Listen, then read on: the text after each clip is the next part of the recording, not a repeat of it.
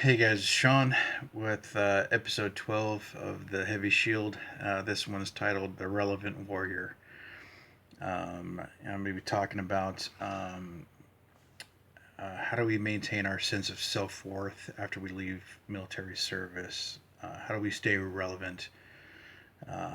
This is different than how do we stay productive. Productive is, physically, mentally, stay, keep moving forward, lean forward in that foxhole. Whereas this one is more emotionally, how do we still make a difference to either ourselves, other people in our lives after ETS or retiring? And it's basically how do we deal with going from hero to zero? That's the best way I can describe it. The feeling of going from being a combat medic with people's lives in my hands to just being a normal schlub in the civilian sector and being another face in the crowd. I know a lot of us had parents, friends, family members, whatever, telling us when we enlisted or joined the military to pick an MOS that has applicable skills to, once we get out, they can transfer over to the civilian sector. But for a lot of us, either that course was unavailable or just wasn't attractive. A lot of people are attracted to infantry or cav or armor. I mean, there's no job in the civilian sector that calls for M1 Abrams gunner. Um, Only place you can find that job is in the military. So how do you transfer from being a tank driver to you know finding a job in the civilian sector? And how do you not only do that, but how do you maintain that sense of self worth and uh, that job enjoyment, job satisfaction uh, that you enjoyed while you were in the military in the civilian sector? Um, the military has plenty of ways of showing other people and ourselves, how well we've done, when we've done it, where we've done it. Let us wear all these pretty medals and awards and badges on our chests, on our dress uniforms. They give us attaboys, uh, all these pretty medals and awards. Yeah, at a glance, I can tell one soldier, where they've been, how long they've been in, what they've done, by their service stripes or combat stripes on a sleeve, if they've deployed, haven't deployed, how many times they've deployed, um, what what they've done, uh, while they've been in the military and how well they've done it. Civilian jobs, they don't have that. It's all on paperwork in a file somewhere. Yeah, you get either pay raises or promotions, but there's for the most part there's really not a other than police and maybe fire. There's not a lot of things you can wear externally that show everybody else and other people, hey, here's how well I've done. Um, and I know a lot of people that a lot of guys that don't give a shit about those awards. They don't care about showing others what they've done and how well they've done it. And I'm not too concerned with it. I've always thought it's a great way to improve esprit de corps. Great way to motivate soldiers to do more and to do better. But I learned quickly that it is not the end all be all. Because for a lot of these things, you don't have to wear. I've known soldiers that don't wear shit on their uniforms other than the very basics, what's required. and you go, oh, that man, that guy looks old. He hasn't done shit. He hasn't been anywhere. Turns out he has. Um, he just doesn't wear it, you know. So you can't always judge a book by its cover, that kind of thing. Um, but again, this is going more back to how do you, whether you have stuff to wear on the outside or not. Now in a civilian sector, I still work in a medical clinic, but I can't wear everything that's on my dress uniform to show other people, all these civilians that I work with or patients I work with, what I've done, where I've been, how I've done, how well I've performed. Um, so it's not readily available at a glance, and so uh, I get people questioning uh, my experience. They go, "Oh, you're new in this clinic. Have you ever done this before?" And I'm getting to just literally jab somebody with a tiny needle and put zero point 0.5 cc's of fluid into their arm, and I'm going, yeah, yeah, I've done this and a lot more. Um, but is it really important for me to get frustrated and tell somebody, hey Dick, yeah, I cut somebody's throat open to open an airway and save their life. Fuck you. Yeah, I could jab your goddamn arm with a fucking needle. Is it really important to let other people know that? For me personally, no. It took me a while to realize that. Obviously, I know what I've done. I know where I've been. I know the asset I've been to units I've been in. So detaching yourself from that um, resume that we all get to wear on our chest or shoulders or arms on our uniforms externally, um, it is a huge thing. Being so not wrapped up around what people can see versus what you've done. Who cares if the world knows that I got 3 RCOMs before I got my first AAM, and I've had 6 more since then. Who the fuck cares? Honestly, just do your job. Um, you know what you've done. You know where you've been. You know how well you've performed, and that's the important thing. So divorcing yourself from what other people think of you versus what you think of you is key in your own mental health. Um, because no one likes that asshole that goes around and brags like this one time at band camp and I earned my 15th RCOM when I did this. No one wants to hear that asshole's talk. Uh, just be that quiet professional, you know. Um, and some things that can help you get there is it goes back to kind of the hunt the good stuff. What have you done good for somebody that day? Uh, you may not be working in a job, your civilian life that means life or death as somebody else. May not be that quote unquote important. Um, but in one way or another, we can all affect somebody else's life. For example, my last civilian job, I was a assistant manager at a sporting goods store.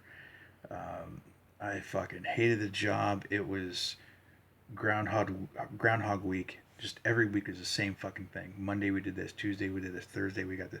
Friday we got a truck, and we put shit on the shelf. And it was just same thing every fucking week, ad infinitum, ad nauseum.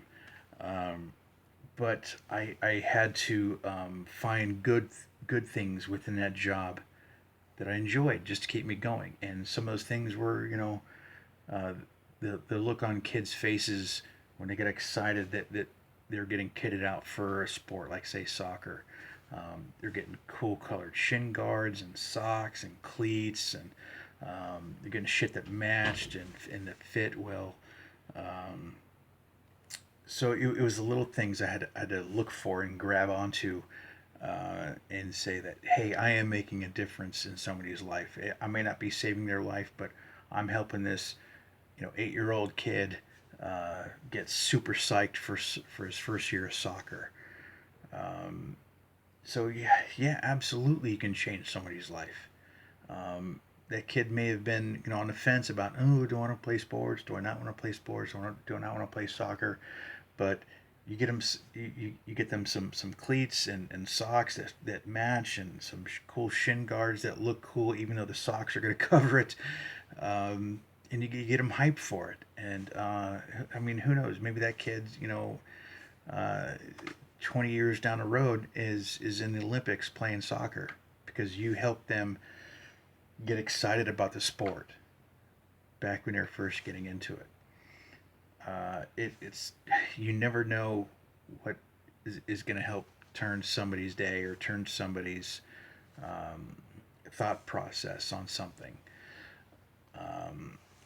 I've known guys, a lot of guys that retire, get out. They go trying to stay busy. They go work at Lowe's, Home Depot, because they may have been good with tools and lumber and stuff like that. And that's another thing, is helping, just again, helping people.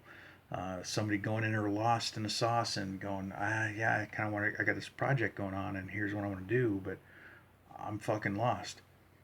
You help them find the right paint color, find the right type of paint for indoor, outdoor, find the right dimension lumber and the right type of wood based on what they want to do.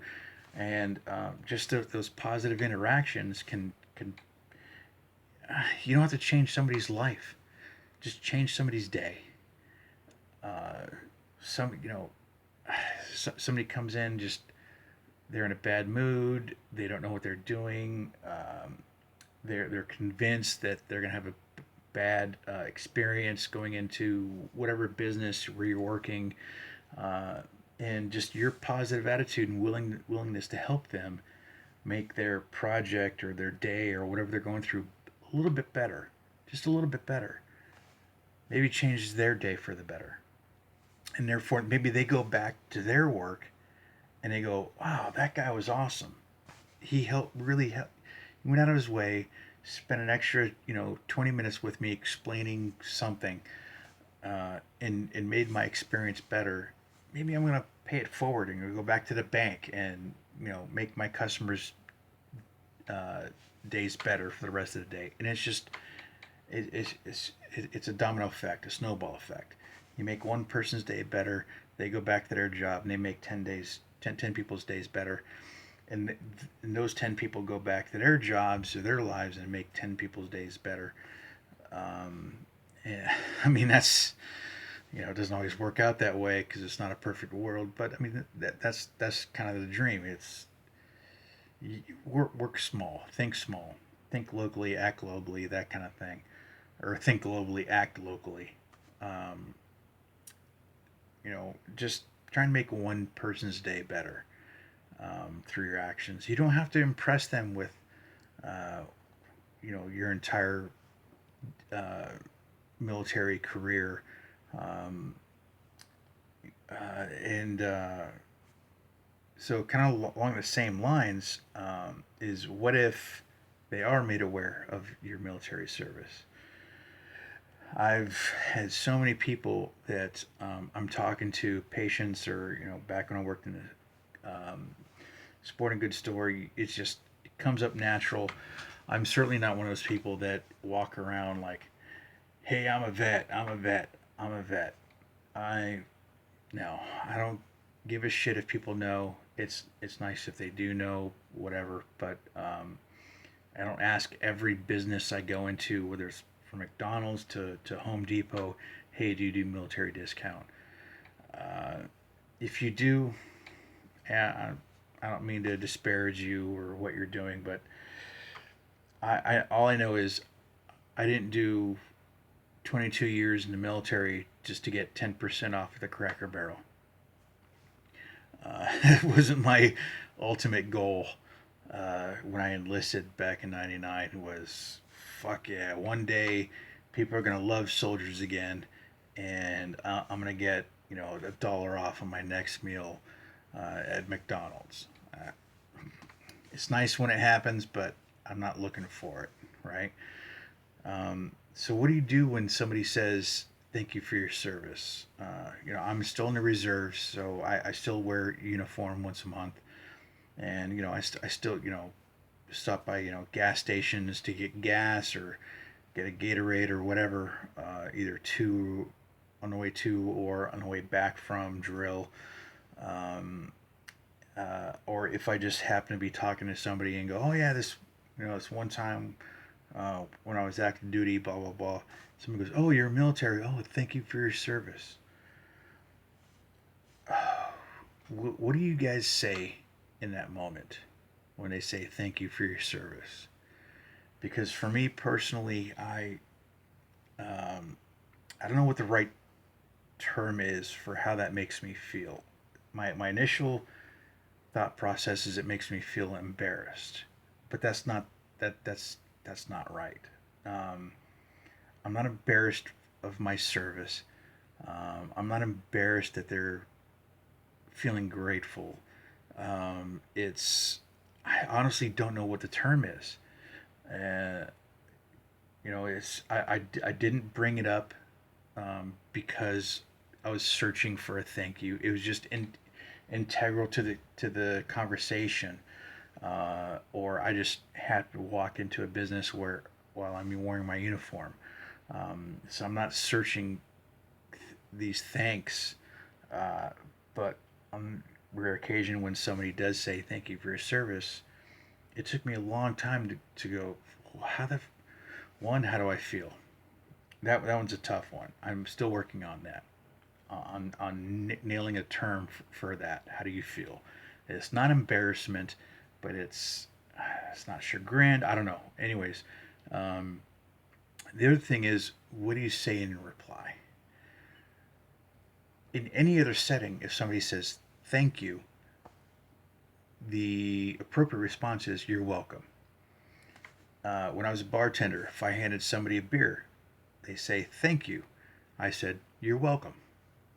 If I hold a door open for somebody coming in or out of a building and they say thank you, I say you're welcome. Somebody says thank you for your service, I say you're welcome. I sound like an arrogant prick. you know, you're welcome for my service. It's just, I sound like I feel like a fucking douche. So, what do you say? If they say thank you for your service and you feel appreciative towards their sentiment, the normal response to feeling appreciative of something is saying thank you. But if they say thank you for your service and you say thank you sound like a fucking retard doesn't know what the fuck is going on and you're just repeating some of the last words that you heard. Uh, so uh, the the best response I've learned to come up with is if they say, "Oh, thank you for your services," hey, I appreciate that.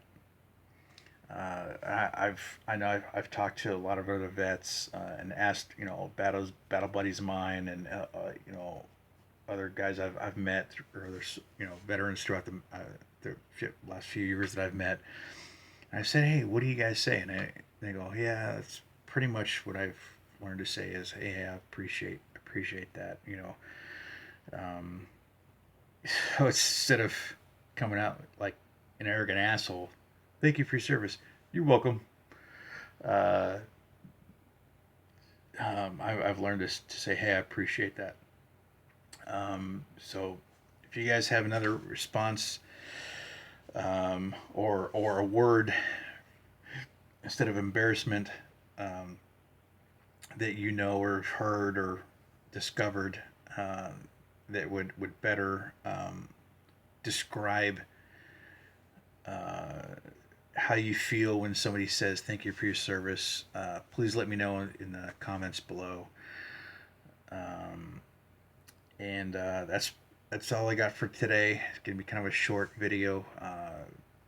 Thank you to everybody that's continued to support this channel. If you guys haven't yet, please subscribe. Hit the red subscribe button below. Um, like the video if you do like it. I'm telling you, it's for everybody that subscribes. It just helps push this channel out to other people that don't know it yet. Please help spread the word. And again, like I said, if I can only help one person, that's awesome. This is also kind of a therapy for me. Um, but it's like a shotgun effect. The more people that they can maybe hear one thing that I say or suggest or describe, they may go, oh yeah, I feel that same way too, and it might help them. So thanks again for watching, and I'll see you next time. Bye. Oh, hey guys, one more thing before I forget. I've mentioned this on Facebook and a couple of the Facebook groups I belong to, but I don't think I've mentioned it here in the videos. Um, if you guys have any good success stories where you're a vet or you know a vet and they've had good success with I don't know, meditation, or they had an issue with anger, hyper alertness, or whatever the case may be. If you have any good success stories where you have good stories to tell, that hey, I was in one place and this helped me and I improved this way. Please email me at St. George, STGEORGE 7475 at gmail.com. The email is also in the About section of this channel. Email me your story, uh, you know, kind of quick. Leave out names of the guilty or innocent. And I want to kind of collect some good success stories and read them out on maybe a future episode or episodes of the Heavy Shield. So thanks again, and I'll see you guys next time.